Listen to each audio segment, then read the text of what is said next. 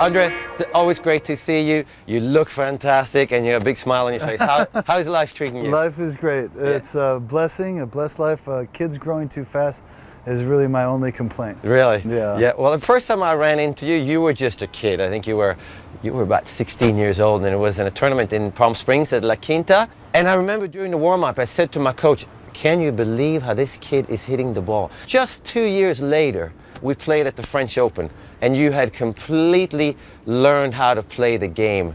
Is this what happened? How did you figure tennis out at such a young age? Well, I don't know if I figured out at that stage. I think playing you in the second round of La Quinta was like a dream. And the ball was flying and you were making me hit too many to win a point, you know. When I got to here, when we played in '88, I was still sort of had the same mentality. Like I had to win every point, except I could make more because it wasn't flying and you were doing all the running, but I was the one that got tired. Explain that. So losing to you 6-0 in the fifth. But tennis is a process of learning, and it took me a few years. I don't think I really learned how to maximize my game till I met Brad Gilbert at about 24 years old. Yeah, you made two finals here in 1990.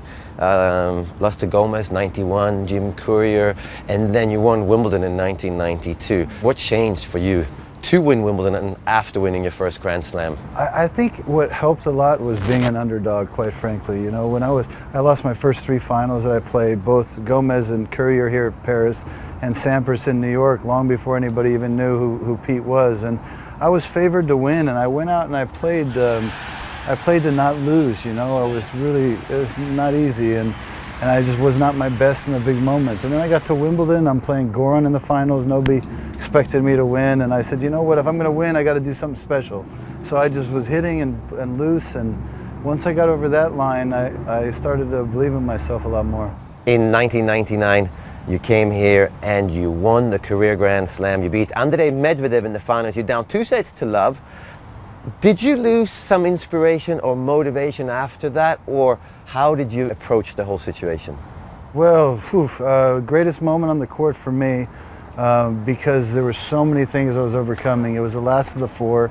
I should have won it maybe 10 years earlier. I could have, and I didn't. And I was favored, and yet again I'm favored in the finals. I'm also coming back from falling from #1 in the world to 140 in the world, and then climbing myself all the way back. So this moment to win came with a lot of pressure, because I was old enough to understand it's probably my last chance. And then when it started to sink in, I knew that I would never have a regret on the tennis court again, you know. And I think this freed me to really play inspired more than anything else. When I got to #1 in the world, I was let in on a dirty little secret that we're all let in on, which is life doesn't change, and you got to go out and do it again.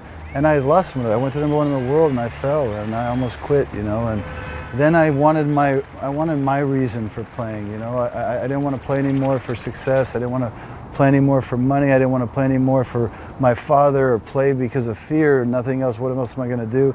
Of course, everybody's talking about the new relationship that you have with Novak Djokovic. I don't think we know what it is, and we will most probably never find out exactly, but why are you taking this challenge on, and how do you think you can help him? The first thing you got to do as a coach is you have to learn somebody, you know. And as you know, Mats, nobody's a machine, you know. It's a mind, it's a heart, it's many things that have to come together. And so I had to come learn him, spend time with him to see if I could be of help, and to see, honestly, if we both would be inspired to see how this goes. When I look at these champions that kind of lose their motivation, it's not only understandable, it's tough living on a razor's edge on the top, but it's so important to understand that new problems, there's new solutions. And I think finding your own reasons at different stages of your life becomes important.